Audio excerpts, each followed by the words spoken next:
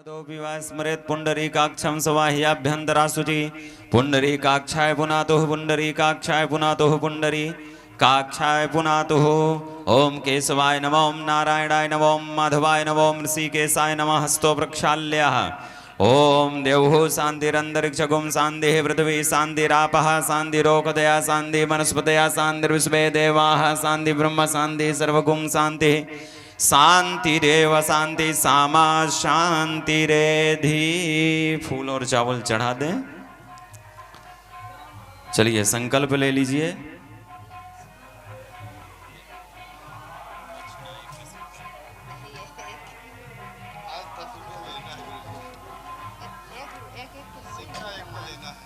चलिए 3 बार बोलिए ओम विष्णवे नमः, ओम विष्णवे नमः, ओम विष्णवे नमः।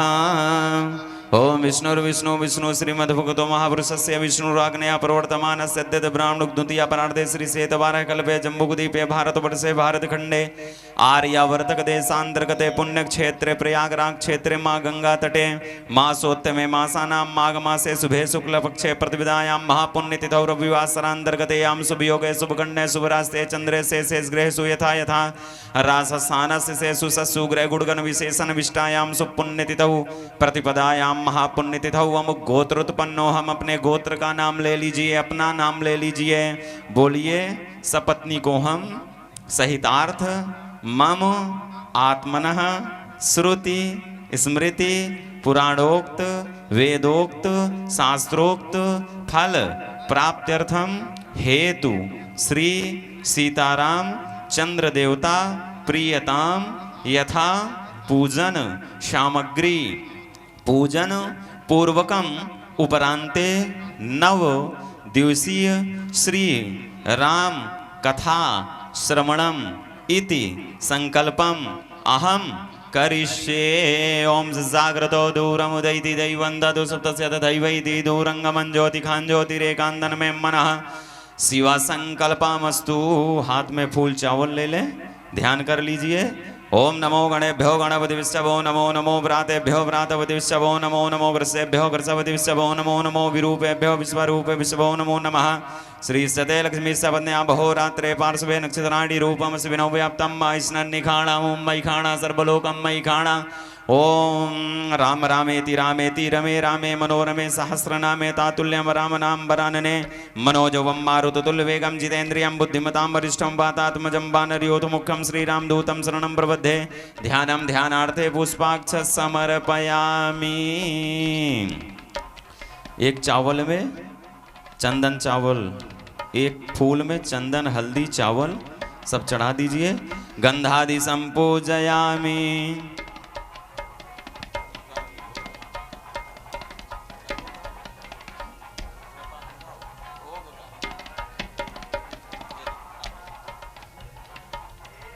ओम नाभ्यासीदंतरिक्षगुं शेषनौ देहो समोर्तता पृथिव्यां भूमृतिसा सोत्रा तथा लोकान कल्पयन्ना।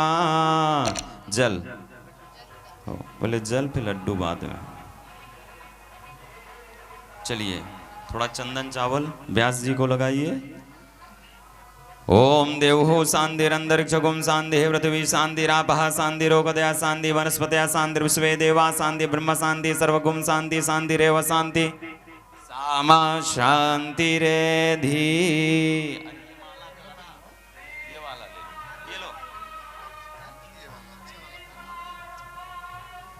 सभी लोग ताली बजा करके स्वागत करेंगे और हमारे सोनी जी भी व्यास जी का पूजन कर लें। सपत्नी को पधारें, अपने कर कमलों द्वारा व्यास जी का पूजन करें, माल्यार्पण करें। इसके बाद आरती और फिर हम आप सब कथा को श्रवण करेंगे।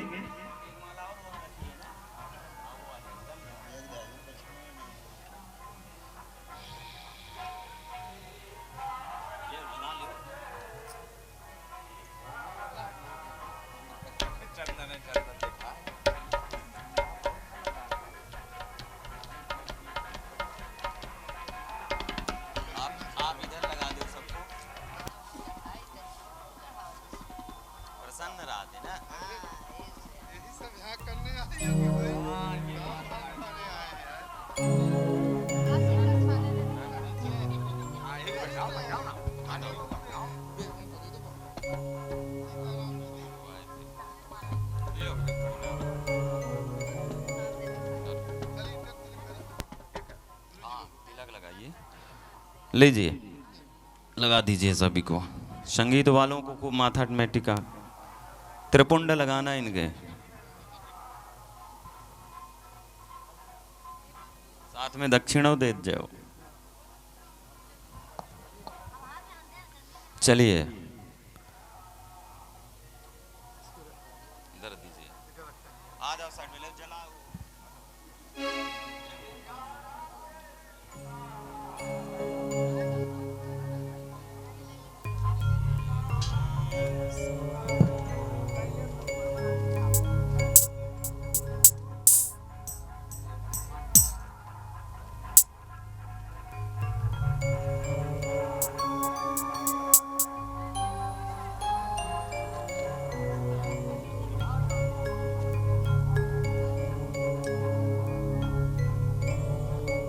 चलिए साइड से खड़े हो जाओ।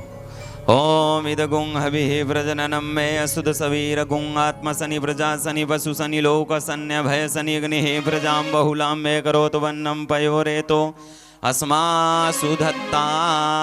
समस्त श्रोतागण अपने अपने स्थान में खड़े हो जाएं।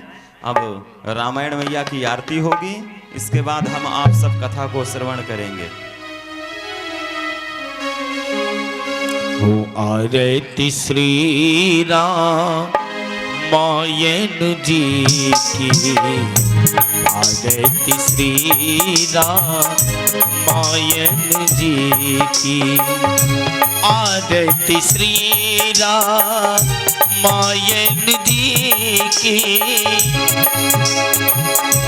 कीरत गलित ललित सियपी की, आरती श्री रामायण जी की, कीरत गलित ललित सियपी की।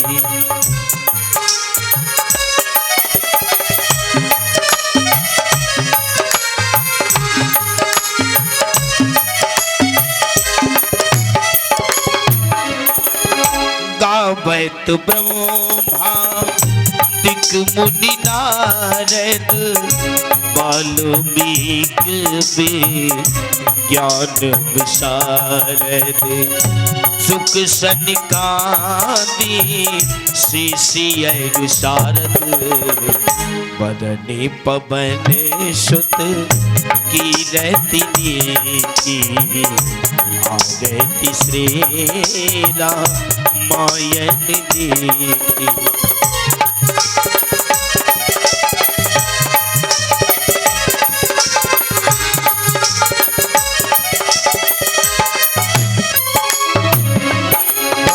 गावत वेद पुराने ऐष्ट दस, छेव शास्त्र सब ग्रंथन को रस, मुनि जन धन सल तन को सर्वस, सारे अंश सब मत सब ही की, आरती श्री रामायण जी की।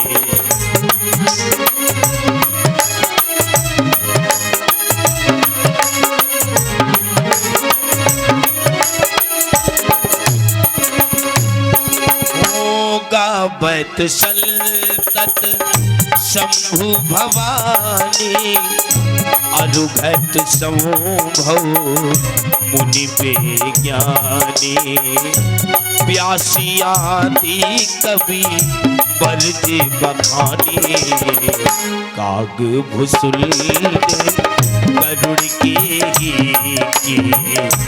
आरती श्री रामायण जी की।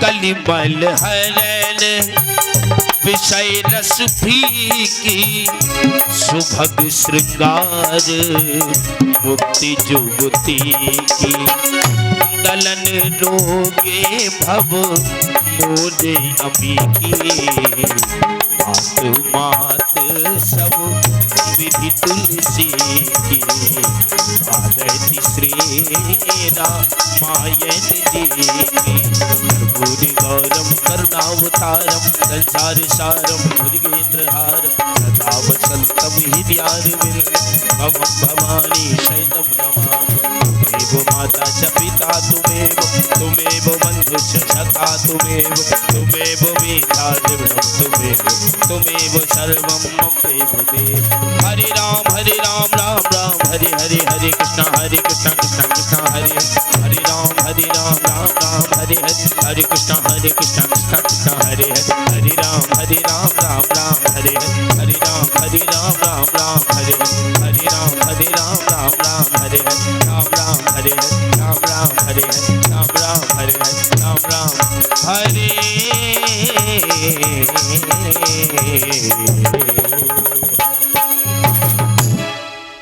जलेन शीतलीकरणं पुष्पै देवादिवंदनम आरोग्यार्थे आत्मादिवंदनम। आरती दे दो, भगवान को आरती दे दीजिए, स्वयं आरती ले लें।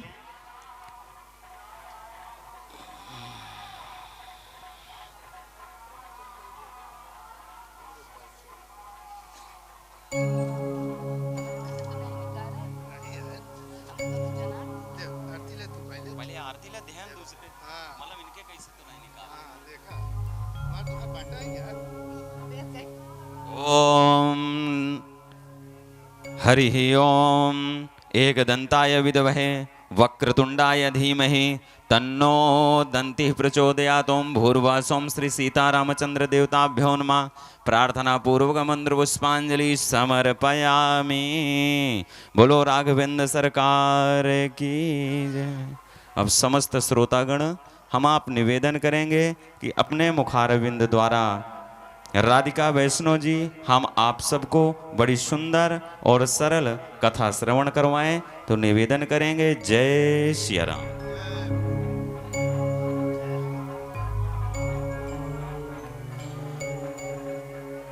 जय श्री राम।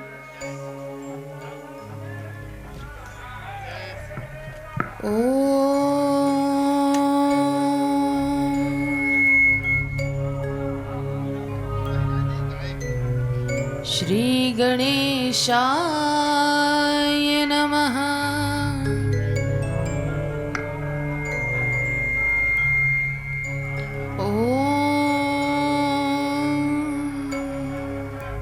श्री रामकृष्ण चंद्राय नमः।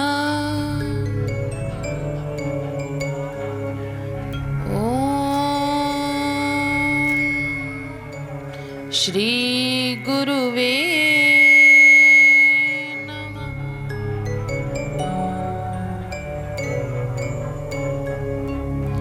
शुक्लांबरधरं देवं शशिवर्णं चतुर्भुजं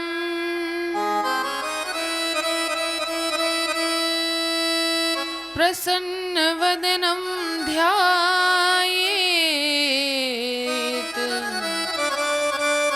सर्वविघ्नोपशान्तये। मनोजवं मारुततुल्यवेगं जितेन्द्रियं बुद्धिमतां वरिष्ठं वातात्मजं वानरयोत्तमोख्यं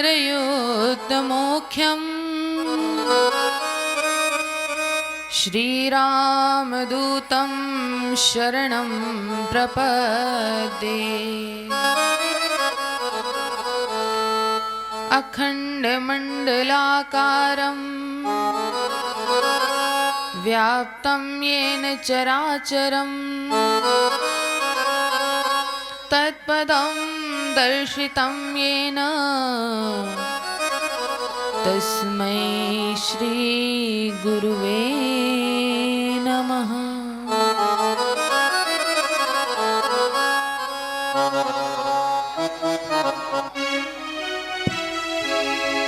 नीलाम्बुजश्यामलकोमलाङ्गं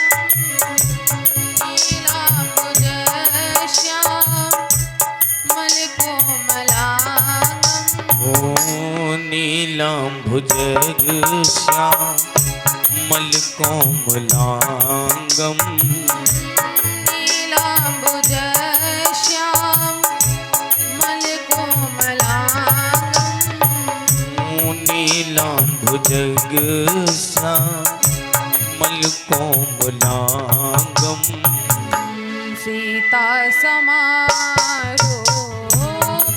वामभागम सीता समारो प्रतुबाम लोकाभिरामं रणरङ्गधीरं लोकाभिरामं रणरङ्गधीरं राजीवनेत्रं रघुवंशनाथं राजीवनेत्रं रघुवंशनाथं कारुण्यरूपं करुणाकरान्तं कारुण्यरूपं करुणाकरन्तं श्रीरामचन्द्रं शरणं प्रपद्ये श्रीरामचन्द्रं शरणं प्रपद्ये कर्पूरगौरं जय हो करुणावतारं कर्पूरगौरं करुणावतारं संसारसारं भुजगेन्द्रहारं संसारसारं भुजगेन्द्रहारं वन्दं गुरुपद पदुमपरागा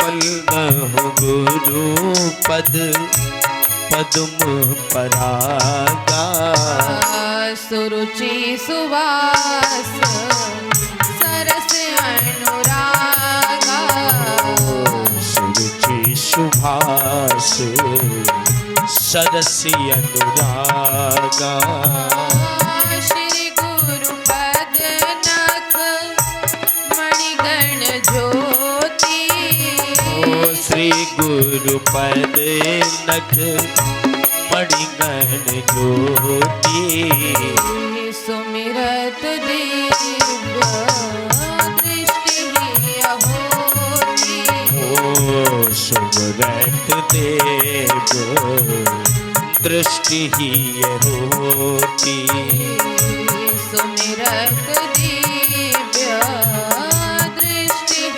अहोति सुमरत देव दृष्टि होती। बोल दें श्री आनंद कंद भगवान की जय हो। आइए हम आप सभी 2 बार भगवत नाम का संकीर्तन करते हैं, जिससे कि हमारा मन श्री राम कथा के अंदर बना रहे। तो मीठी मीठी तालियों के साथ हम सभी को कीर्तन करना है। सीता राम राम राम राजा राम राम राम राम राजा राम राम राम सीता राम राम राम राजा राम राम राम सीता राम राम राम राजा राम राम राम। अभी किसी के मुंह से तो कीर्तन रोज कहना पड़ता है। अच्छा 1 दिन हो 2 दिन हो, आज तो चौथा दिन है कथा का, चतुर्थ दिवस में बैठे हैं, रोज कहना पड़ेगा क्या? बिना कहे कीर्तन करना चाहिए। जहाँ कीर्तन होता है वहाँ मुख से, अपने मुख से भी कीर्तन बोलना चाहिए, तब तो कीर्तन कराने का कोई अर्थ है। इसलिए सभी को मीठी मीठी तालियों के साथ कीर्तन करना भी है। सीता राम राम राम राजा राम राम राम।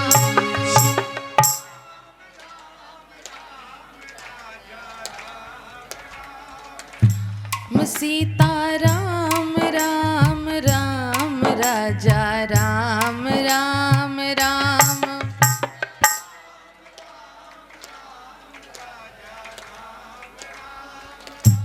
सीता राम राम राम राजा राम राम राम। सीता राम राम राम राजा राम राम राम। सीता राम राम राम राजा राम राम राम। सीता राम राम राम राजा राम राम राम। सीता राम राम राम राजा राम राम राम। सीता राम राम राम राजा राम राम राम। सीता राम राम राम जय जय। राजा राम राम राम। सीता राम राम राम राजा राम राम राम। सीता राम राम राम राजा राम राम राम। सीता राम राम राम राजा राम राम राम। सीता राम राम राम राजा राम राम राम।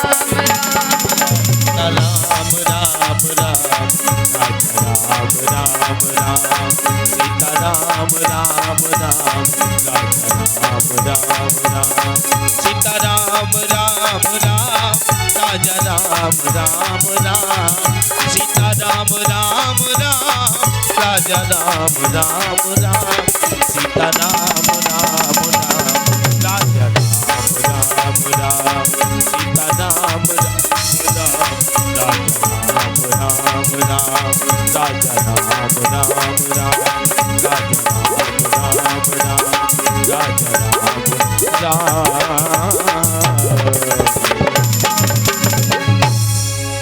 बोल दें श्री आनंद कंद भगवान की जय हो।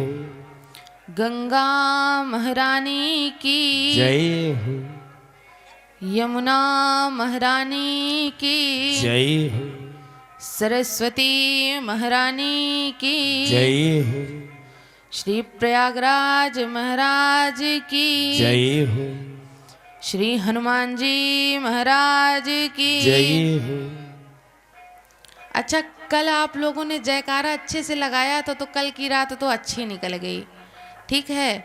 अब आज देखिए आप लोग कर रहे हैं कंजूसी और मौसम आप लोग के सामने है, ठीक है।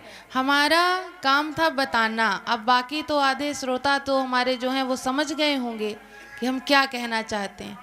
मौसम को देखते हुए जयकारा लगाइए। अगर रात को सोना है आप लोगों को तो जोर से शोर से घनघोर से जयकारा लगाइएगा। बोल दे श्री हनुमान जी महाराज की। अब मौसम सही हो जाएगा। श्री गुरुदेव जी भगवान की, श्री चित्रकूट धाम की जय हो। अनंतानंत कोटि ब्रह्मांड नायक परात्पर ब्रह्म श्री राघव जी के चरणों में बार बार प्रणाम। भूत भवन शिव के चरणों में शत शत नमन। श्री गोस्वामी तुलसीदास जी के चरणों में बार बार वंदन। श्री गुरुदेव जी के चरणों में बार बार प्रणाम।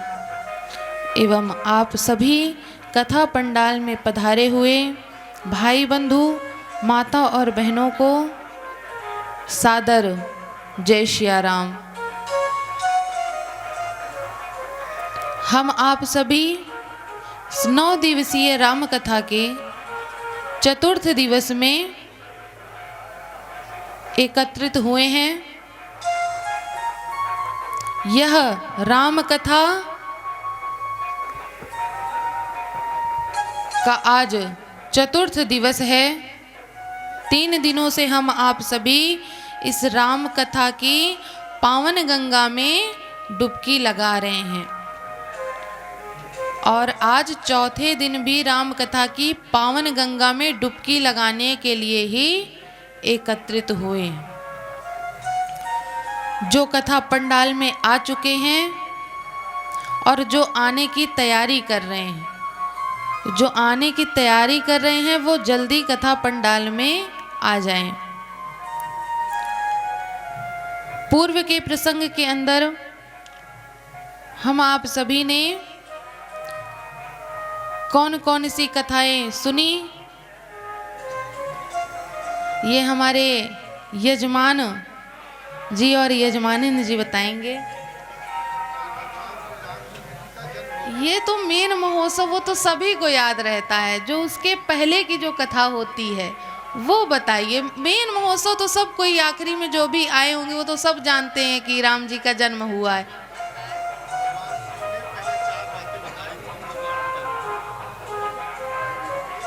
हमारे यजमान जी पक्के श्रोता अब हो रहे हैं। परसों से आज में सुधार हो गया है। अब यजमान जी हमारे ध्यान से आज सुन रहे हैं। कल कथा हमारे यजमान जी ने ध्यान से सुनी, लेकिन अभी यजमानिन जी ने नहीं सुनी।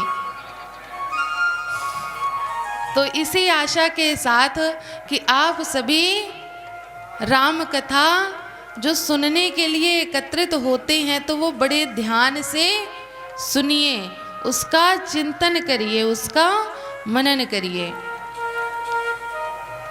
तो पूर्व के प्रसंग के अंदर हम आप सभी ने राम जी के जन्म का उत्सव मनाया, लेकिन राम जी तो केवल अकेले नहीं आए थे, राम जी अपने अंशों के साथ आए थे।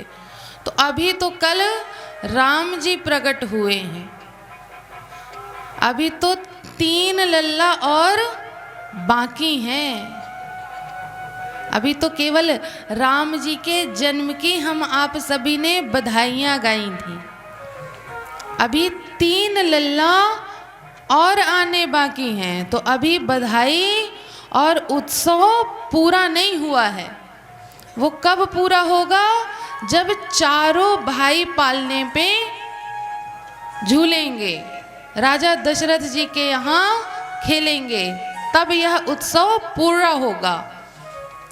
जैसे ही दशरथ जी को पता चला कि माता कौशल्या के यहाँ एक लल्ला हुआ है, कुछ ही देर बाद दासी आई और कहने लगी, महाराज बधाई हो, दशरथ जी बधाई हो, राजा जी बधाई हो, माता कैकेयी ने एक पुत्र को जन्म दिया है। जब तक मंथरा रानी ये खुशखबरी सुना ही रही थी, इतने में 2 दासियां और आईं और कहा, महाराज बधाई हो, माता सुमित्रा के यहाँ 2 लल्ला हुए हैं। जैसे ही राजा दशरथ जी को ये पता चला, मानो इतने खुश हुए कि जो उनके हाथ में था सब लुटाना उन्होंने प्रारंभ कर दिया। लेकिन हमारे आपके हाथ में क्या है? तालियां तो है ना। तो हमारे पास जो है हम उसी से भगवान का चारों का स्वागत करेंगे बधाइयों के साथ। 4 प्रगटे ललनवा, आंगनवा में बाजे बजनवा। 4 प्रगटे ललनवा, आंगनवा में बाजे बधिया।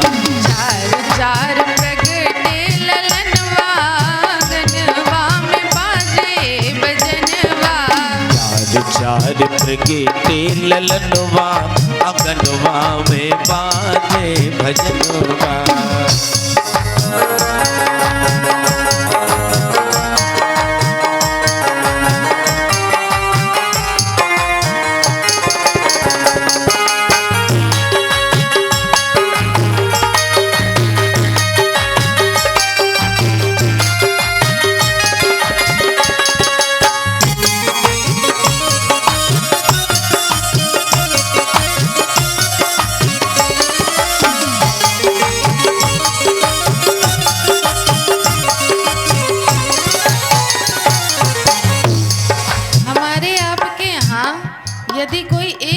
बालक जन्म लेता है तो हम लोग कितना खुश होते हैं कि नहीं होते। जो वहाँ पर उपस्थित नहीं भी है वो भी खुश होता है। फोन में जो खुशखबरी सुनता है वो भी खुश होता है। और यहाँ पर तो चार ललना प्रकट हुए और खुशी तो हमको एक लल्ला की भी नहीं दिखाई दे रही। लगना चाहिए कि चार लल्ला आए हैं। कहाँ? बालानंदाचार्य नगर में चार ललना प्रकट हुए। तो उस हिसाब से तालियां बजाइएगा। चार प्रगटे ललनवा, आंगनवा में बाजे बजनवा।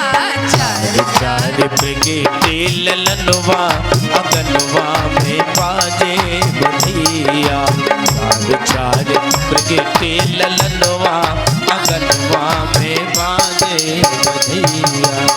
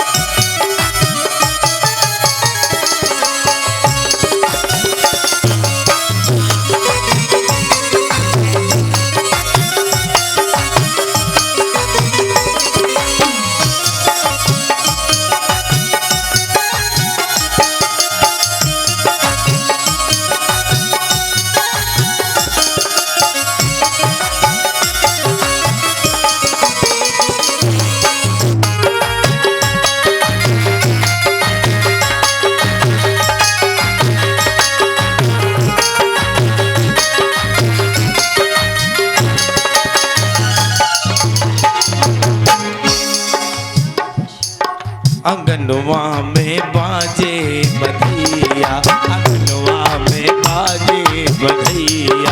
अंगनवा में बाजे रे बधैया।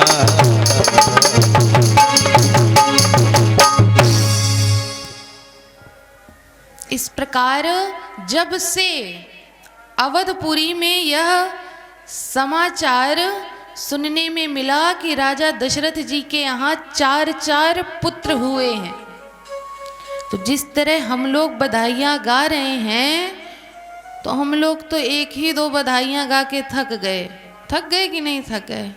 नहीं थके। नहीं, ऐसा लग रहा है आप लोगों की तालियों से लग रहा है कि थक गए हैं, इसलिए ज़्यादा नहीं गा रहे बधाइयाँ। कि आगे की कथा पता चला कि आज ही बधाई में थक गए तो अभी तो कथा और भी बाकी है। लेकिन हम आप तो थक गए, लेकिन अवधपुरी वाले अभी नहीं थके।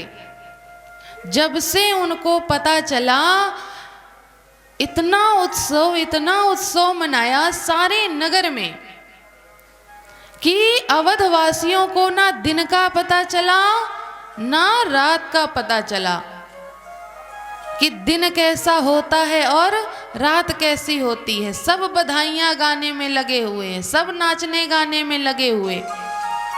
ना किसी को भूख लग रही, ना किसी को प्यास लग रही।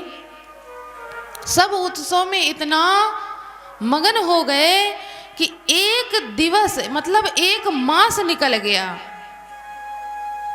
एक मास अर्थात एक महीना। जो हम एक महीने कल्पवास करते हैं, समझिए ये एक महीने का कल्पवास अवधवासियों ने नाचते गाते कर लिया। हम लोग तो इतने में सो भी लेते हैं, खा भी लेते हैं, घूम भी लेते हैं, लेकिन अवधपुर वाले एक महीने तक निरंतर उत्सव ही मनाते रह गए, केवल नाचते और गाते ही रह गए। उनको पता ही नहीं चला कि एक माह हो गया है। और क्यों नहीं पता चला? क्योंकि भगवान कब अवतरित हुए? मध्याह्न में, वो भी दिन के मध्याह्न में। उस समय सूर्य देव होते हैं। और भगवान किस वंश में जन्म लेकर के आए? सूर्य वंश में। सूर्य देव ने सोचा कि भगवान मेरे वंश में जन्म लेकर के आए, मेरे वंश में उनका प्राकट्य हुआ है। तो जब हमारे यहाँ कोई मेहमान आते हैं तो हम अपना सब काम छोड़ करके उनके स्वागत सत्कार में लग जाते हैं कि नहीं? उनको छोड़ के जाने का हमारा मन नहीं होता। इसी तरह सूर्य देव भी हैं। उन्होंने सोचा कि भगवान मेरे वंश में अवतरित हुए हैं, प्राकट्य लिया है और इतना अच्छा उत्सव चल रहा है, तो सूर्य भगवान जैसे बीच में उपस्थित थे, क्योंकि मध्याह्न में सूर्य भगवान बीच में रहते हैं, तो जैसे सूर्य भगवान थे सीधे उनके अवधपुरी नीचे पड़ रही थी और वो वहीं पर खड़े रहे, वहीं पर स्थित हो गए। कहते हैं अब एक बधाई हो जाए फिर उसके बाद, अब अच्छा दूसरी एक और हो जाए फिर उसके बाद जाता हूँ, फिर तीसरी हो जाए। इस तरह करते करते 1 महीना बीत गया। सूर्य भगवान अपनी जगह से हटे ही नहीं। जब सूर्य भगवान हटे नहीं, अब इधर रात्रि देवी परेशान हो रही हैं। उन्होंने कहा सूर्य भगवान तो हट ही नहीं रहे हैं। बड़ी मुश्किल से जब 1 मास हो गया, तब जब रात्रि देवी से रहा नहीं गया तो भगवान के पास पहुंची, कहीं प्रभु हम बड़े दुखी हैं। कहने लगी क्या हो गया? कहने लगे प्रभु ये आपने गलत किया। कहने लगे क्या हमने गलत किया रात्रि देवी? तो रात्रि देवी कहती हैं प्रभु आपने दिन में क्यों अवतार लिया? आपको लेना ही था तो आप रात्र में आ जाते। तो भगवान ने कहा कि अब हमारा दिन में ही बन रहा था समय, तो हम आ गए। रात्रि देवी ने कहा ये तो गलत बात है प्रभु, देखिए ये आपने पक्षपात किया है, ऐसे नहीं चलेगा। भगवान तो पक्षपात नहीं करते, सबके लिए बराबर हैं, भेदभाव नहीं करते, ये नहीं चलेगा। भगवान ने कहा तो क्या करें? कहने लगे अब इसका आप ही उपाय करिए। और सूर्य भगवान आप उनके वंश में आ गए और दिन में आए तो सूर्य भगवान तो इतने गौरवान्वित अपने आप को महसूस कर रहे हैं कि वो तो हट ही नहीं रहे, हमें आपके दर्शन ही नहीं करने दे रहे। ये आपने बड़ा गलत हमारे साथ किया है।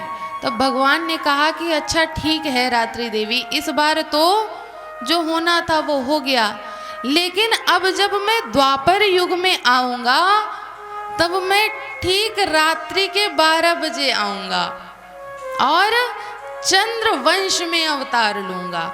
इसीलिए भगवान जब द्वापर युग में आए तो रात्रि के 12 बजे जन्माष्टमी मनाई जाती है कि नहीं? अष्टमी के दिन चंद्र वंश में भगवान ने अवतार लिया। जब भगवान ने इतना रात्रि देवी को बोला तो वह प्रसन्न होकर के चली गई। उधर सूर्य भगवान भी उत्सव मना करके अपने कार्य में लग गए। इधर राजा दशरथ जी इतने प्रसन्न थे कि उनके यहाँ जो भी आता, जो मांगता वो देते। बहुत लोग आए, कहे महाराज हमारे पास रेशम का कपड़ा नहीं है। राजा दशरथ जी ने रेशम के पूरे पूरे उनको थान दे दिए। कहे हमारे पास एक घर नहीं है। राजा दशरथ जी ने उनको पूरा का पूरा गांव दे दिया। जिसने जो मांगा उससे दोगुना करके तिगुना करके राजा दशरथ जी ने दिया। सारे कोष राज घराने के खोल दिए गए और राजघराने का कोष खोला गया। तो जब कोष से धन निकलता है तो धन घटता है कि धन बढ़ता है? ये बताइए। घटता है ना। जब हम कोई खजाने से कुछ निकालेंगे, सामान निकालेंगे, पैसा निकालेंगे तो घटेगा। अगर जाएगा नहीं कुछ अंदर तो घटेगा तो है ही। लेकिन यहाँ के कोष में जितना जा रहा था उतनी तेजी से वापस भी आ रहा था, क्योंकि सब इतने प्रसन्न थे कि यदि आपने हमको दिया तो हमने प्रसन्नता में दूसरे को दिया, दूसरे ने तीसरे को दिया, तीसरा फिर घूम के कोष में पहुंच गया। तो जितना कोष से निकला उससे दुगना कोष में पहुंच गया। सब इतने प्रसन्न थे कि किसी को न लेने की सुध थी न किसी को देने की सुध थी। जो जिसके हाथ में आया वो लुटाता गया अपने अपने हाथ से। यही क्रम चल रहा था।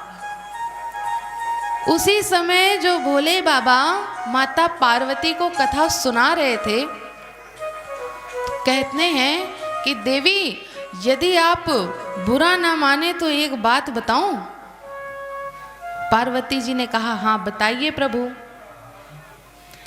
कहने लगे आप बुरा मत मानिएगा, लेकिन कहने लगे मैं नहीं मानूंगी, आप बताइए तो ऐसी कौन सी बात है कि जो मुझे बुरी लग जाएगी, और आपकी कही हुई बात। तब भोले बाबा क्या कहते हैं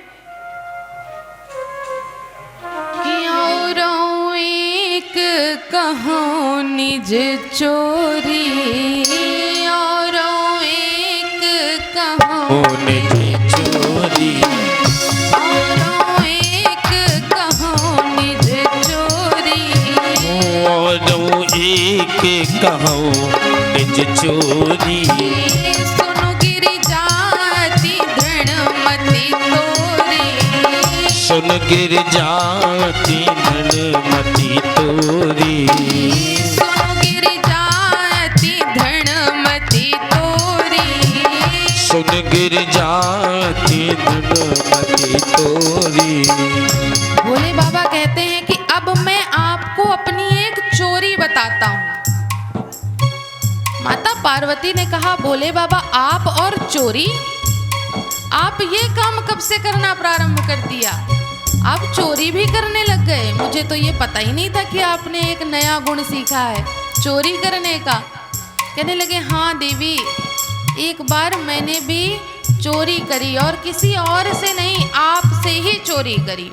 पार्वती जी ने कहा अच्छा मुझसे चोरी करी, किस बात की, क्या चोरी करी? तब भोले बाबा कहते हैं क्या, काग भुसुंडी संग हम दो, काग भुसुंडी संग हम दो, काग भुसुंडे संग हम दो, मनुज रूप जाने नहीं को, मनुज रूप जाने नहीं को, मनुज रूप जाने नहीं को, मनुज रूप जाने नहीं को। भोले बाबा कहते हैं कि मैंने आपसे एक बात की चोरी करी। माता कहती है कि कौन सी बात? तो भोले बाबा कहते हैं कि जब भगवान पृथ्वी पर अवतरित हुए तो उनके बाल रूप के दर्शन करने के लिए मैं और कागभुसुंडी हम दोनों गए हुए थे। हाँ कागभुसुंडी संग हम दो, काग भुसुंडी संग हम दो, कागभुसुंडी संग हम दो, काग भुसुंडी संग हम दो। और अपने मूल रूप में नहीं गए थे, ऐसे ही जाकर के दर्शन नहीं कराए। कैसे गए? मनुज रूप जाने नहीं को, मनुज रूप जाने नहीं को, मनुज रूप जाने नहीं को। हम और कागभुसुंडी अवधपुरी गए, लेकिन मनुष्य का रूप धारण करके गए। ऐसे हमको भी दर्शन नहीं मिले। हमें भी भगवान के बाल स्वरूप का दर्शन करने के लिए मनुष्य का रूप धारण करके जाना पड़ा। भगवान के दर्शन, अब आप स्वयं कल्पना करिए कि जब भोले बाबा को भी भगवान के बाल स्वरूप के दर्शन आसानी से नहीं हुए, उनको भी बड़े पापड़ बेलने पड़े। इसलिए भगवान के मूल रूप का दर्शन करना तो एक बार सहज है, लेकिन बाल रूप का दर्शन करना सहज नहीं है। उसके लिए बड़े पापड़ बेलने पड़ते। लेकिन हम आपने तो कल सहजता से दर्शन कर लिए बाल रूप के भगवान के। अब भोले बाबा और काग भुषुंडी जी, हम दोनों देवी गए थे भगवान के बाल रूप के दर्शन करने के लिए, मनुष्य का रूप धारण करके। माता पार्वती ने कहा कि चलिए प्रभु, ये बात ठीक है कि आप भगवान के दर्शन कर आए, लेकिन काग भुषुंडी जी के साथ गए और आपको कोई नहीं मिला प्रभु, आपको कौवा ही मिला साथ में जाने के लिए। अरे और किसी को लेके जाते तो चलिए ठीक था, लेकिन आपको कौवा मिला जाने के लिए साथ में। तो भोले बाबा एक बड़ी सुंदर बात कहते हैं देवी, हमें सफर उसके साथ करना चाहिए जो हमारे स्वभाव का हो, जिससे हमारी मेल जोल खा जाए। एक बड़े दानचंद्र हो और एक कंजूस हो साथ में, दोनों में कभी पटरी खाएगी क्या? एक तो बड़े दानी हैं और जो दूसरे साथ में गए हों वो बड़े कंजूस हों, वो कहें कि बस हमें पैसा देने के लिए मत कहिएगा। क्यों सोनी जी?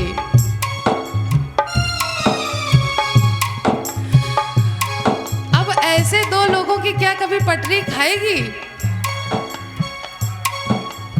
इसी तरह से कोई भगवान का अनन्य भक्त हो, उसको सत्संग करना बहुत पसंद है, जहाँ सत्संग होता हो वहाँ बैठ जाता हो, और जो सत्संगी बिल्कुल ना हो, उसे सत्संग से बिल्कुल दूर दूर तक कोई रिश्ता ही नहीं, उसे तो कथा में पहुंचा और नींद आने लग जाती।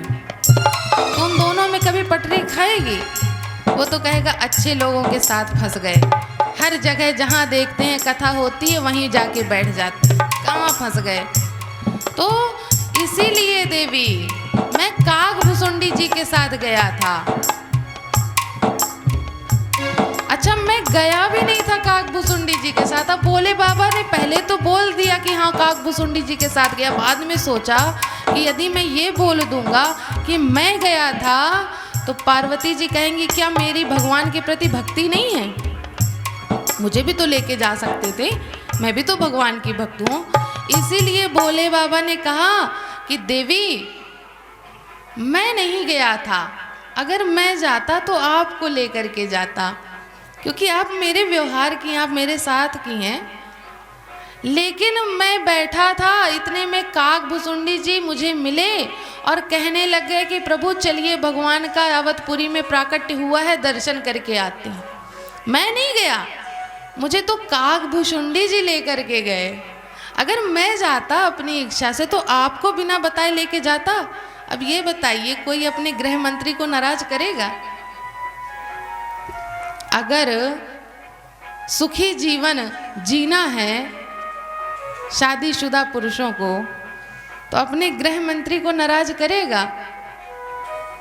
अब जिससे भोजन बनाते बनता हो, घर के कार्य करते बनता हो, वो कर सकता है भाई। अब जिससे भोजन बनाते नहीं बनता वो तो बिल्कुल ये गलती ना करे, और भोले बाबा से तो हमारे बनता ही नहीं था। इसीलिए कहते हैं देवी मैं अपनी स्वेच्छा से नहीं, मुझे तो काग भुषुंडी जी ले करके गए। अब जब काग भुषुंडी जी ने मुझसे कहा कि चलिए भगवान के बाल रूप के दर्शन करके आते हैं, तो मुझसे रहा नहीं गया देवी, इसलिए मैं उनके साथ चला गया। लेकिन अच्छा देवी ठीक है, वो मैं गलती मान गया कि आपको नहीं लेकर के गया, लेकिन अब भगवान बचने के लिए बात कैसे काटते हैं। कहते हैं कि देवी अच्छा ये तो आप सुनिए कि हमारे साथ वहाँ क्या हुआ, ये तो बड़ी रोचक कहानी है। अब भोले बाबा को तो बचना था, इसलिए कहने लग गए कि देवी आगे क्या हुआ ये बड़ी रोचक कहानी है, कैसे गया वो बाद में बताऊंगा, लेकिन क्या वहाँ पे हुआ वो बताता हूँ। तो देवी जी ने कहा अच्छा ठीक है बताइए प्रभु। कहने लगे हम और काग भुषुंडी जी पहुंच तो गए सरयू जी के किनारे, लेकिन ऐसे तो हमको मूल रूप में दर्शन तो हो नहीं सकते थे। हम औघड़दानी अघोरी का भेष बनाए हुए थे, जटाजूट, हमें भला भगवान के दर्शन कैसे होते बाल स्वरूप के, हम महल में कैसे पहुंचते इस रूप में। तब हमने एक युक्ति निकाली। क्या युक्ति निकाली? कि हम बन गए गुरु और काकभुशुंडी जी बन गए हमारे शिष्य। और गुरु भी कैसे? केवल संत वाले नहीं, बहुत बड़े ज्योतिषाचार्य। हमारे बालानंदाचार्य नगर में भी एक ज्योतिषाचार्य जी हैं। किसी को कोई समस्या हो तो आके निवारण करवा सकते हैं। इसी तरह अवधपुरी में भोले बाबा ज्योतिष का रूप, ज्योतिषाचार्य का रूप बना करके पहुंच गए। और काकभुशुंडी जी उनका पत्रा पंचांग लेकर के बैठे हुए थे। अब दोनों लोग सरयू जी के किनारे बैठ गए। काकभुशुंडी जी प्रचार करने लग गए। जो वहां से निकलता सबसे कहते कि हमारे गुरु जी बड़े विद्वान हैं, बिना देखे, बिना हाथ देखे, केवल चेहरे को देख करके भविष्य बता देते हैं। जिसको अपना भविष्य दिखवाना हो वो आकर के हमारे गुरु जी से संपर्क करें। अब तो भोले बाबा के पास लाइन लग गई। जब अभी यहीं पर कहीं एक कैंप लगवा दिया जाए निःशुल्क भविष्य बताने का, कितनी लाइन लगेगी? लगेगी कि नहीं लगेगी? हाँ कि ना? और यही अगर 1100 रुपये, 2100 रुपये फीस रख दी जाए तब कितनी लगेगी? तब नहीं लगेगी ना। इसीलिए काकभुशुंडी जी ने कहा कि निःशुल्क बताते हैं, कोई शुल्क नहीं लेते भविष्य बताने का। अब इतनी लाइन लग गई, सबका भोले बाबा भविष्य बताने लगे। भोले बाबा तो त्रिकालदर्शी हैं, सबका भविष्य जानते थे। बताने लगे, सब कहने लगे अरे बाबा जी तो बड़े विद्वान हैं। भोले बाबा कहते हैं अभी ऐसे भी काम नहीं बन रहा है, काकभुशुंडी जी और कुछ भी करिए। तब काकभुशुंडी जी ने एक और हवा फैलाई।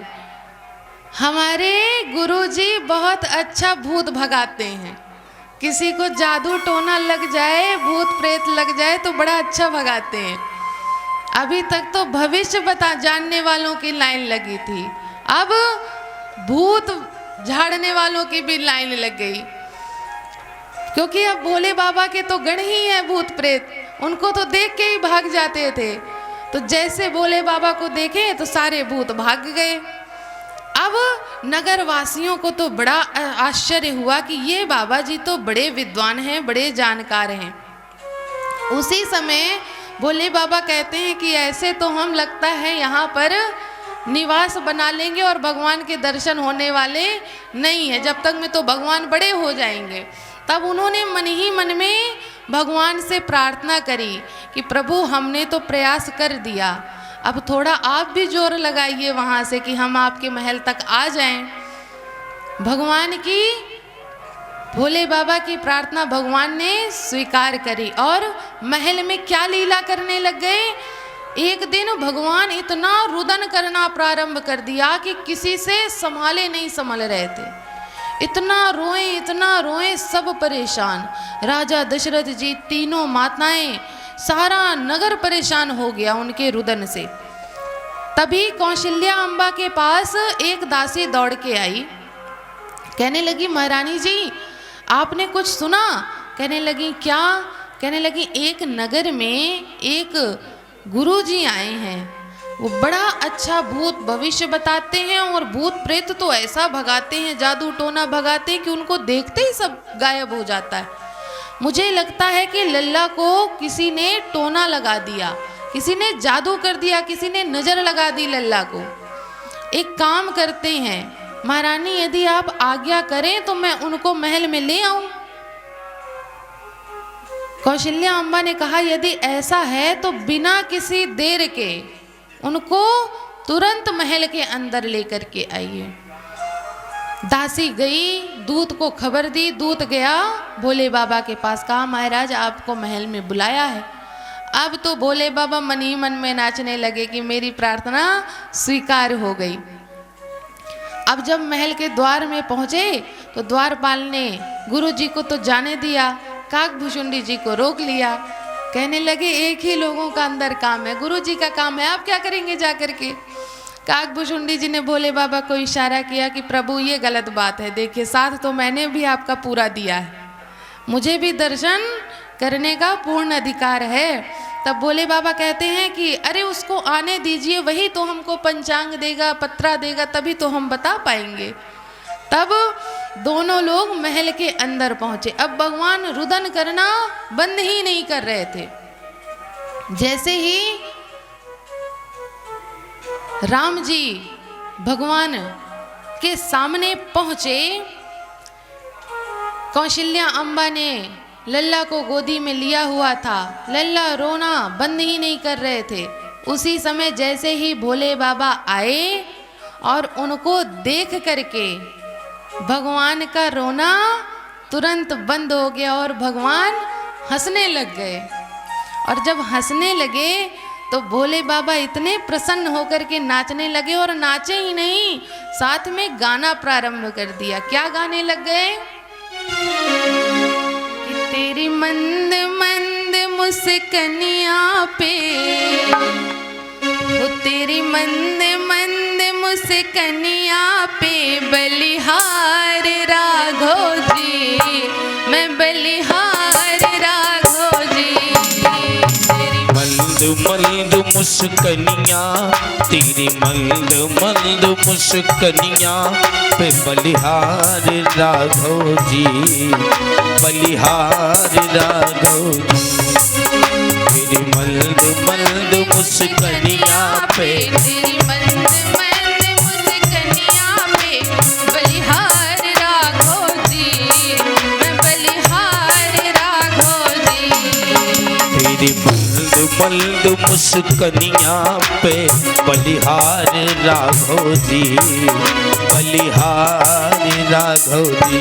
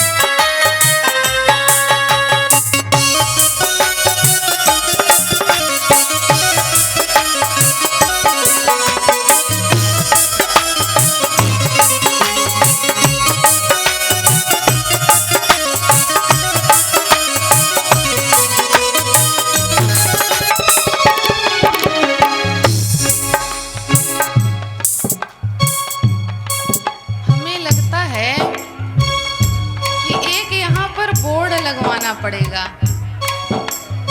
जितने श्रोता बैठे हैं सबको मीठी मीठी तालियां बजाना है, सबको आनंद से उत्साह से भजन का आनंद लेना है। यहाँ एक बोर्ड कल लगवाएंगे, अब आज तो समय हो गया, कल लगवाना पड़ेगा कि मीठी मीठी तालियां बजाना अनिवार्य है कथा में, क्योंकि बिना कहे तो काम होने वाला है ही नहीं। चाहे हम जितना सोचें कि आज एक भजन तो कम से कम बिना बीच में कुछ बोले गा लें, पूरा कर लें, लेकिन हो ही नहीं पाता।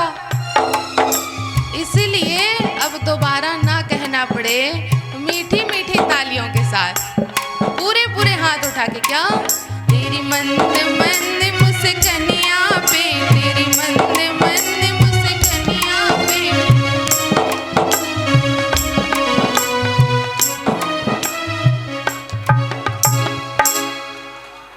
किसकी मुस्कनिया पे?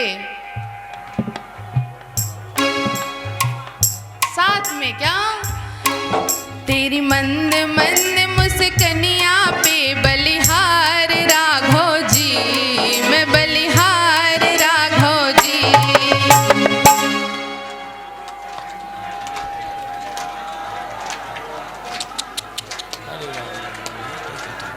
अब आनंद आया, अब भगवान को भी लगा होगा कि हाँ, हमारी मुस्कनिया पे हमारे भक्त बलिहार होते हैं। इसी तरह पूरे भजन में मीठी मीठी तालियों की आवाज आनी चाहिए। क्या? तेरी मंद मंद मुस्कनिया पे बलिहार राघव जी, मैं बलिहार मुस्कनिया पे बलिहार राघव जी, बलिहार राघव जी, बलिहार राघव जी, बलिहार राघव जी।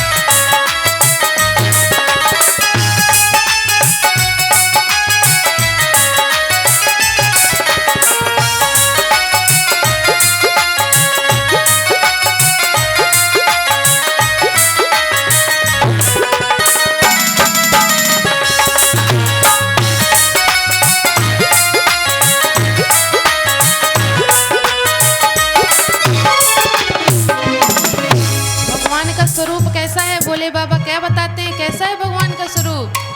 तेरे बाल बड़े घुंघराले, बादल हो काले काले। तेरे बाल बड़े घुंघराले, बादल हो काले काले।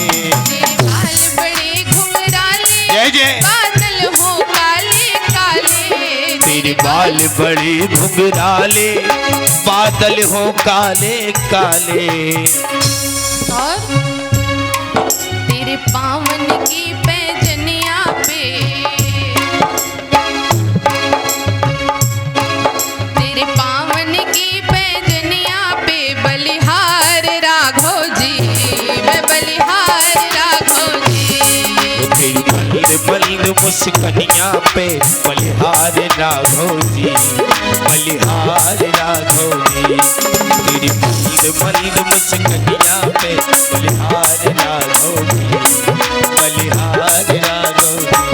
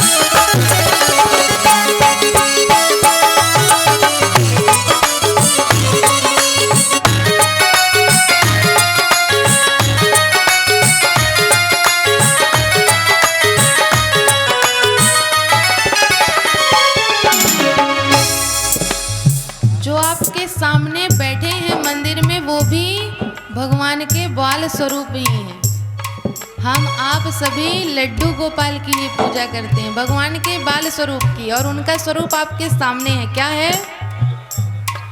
तेरे नैन बड़े कजरारे लगते हैं प्यारे प्यारे। तेरे नैन बड़े कजरारे लगते हैं प्यारे प्यारे। तेरे नैन बड़े कजरारे लगते हैं प्यारे प्यारे। तेरे नैन बड़े कजरारे लगते हैं प्यारे प्यारे। तेरी मधुर मधुर मुस्कनिया पे,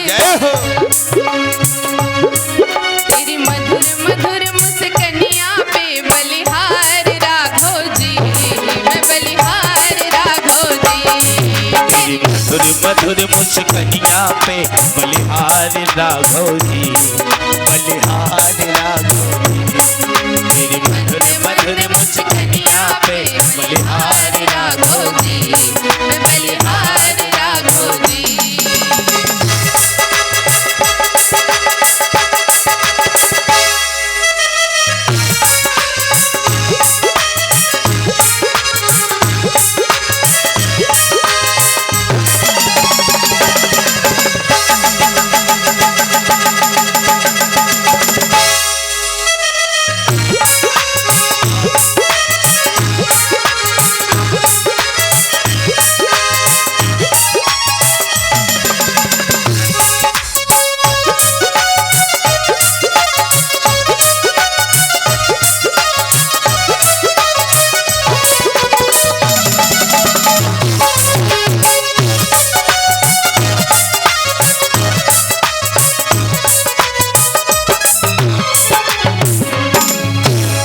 तेरी मधुर मधुर मुस्कनिया पे बलिहार राघव जी, बलिहार राघव।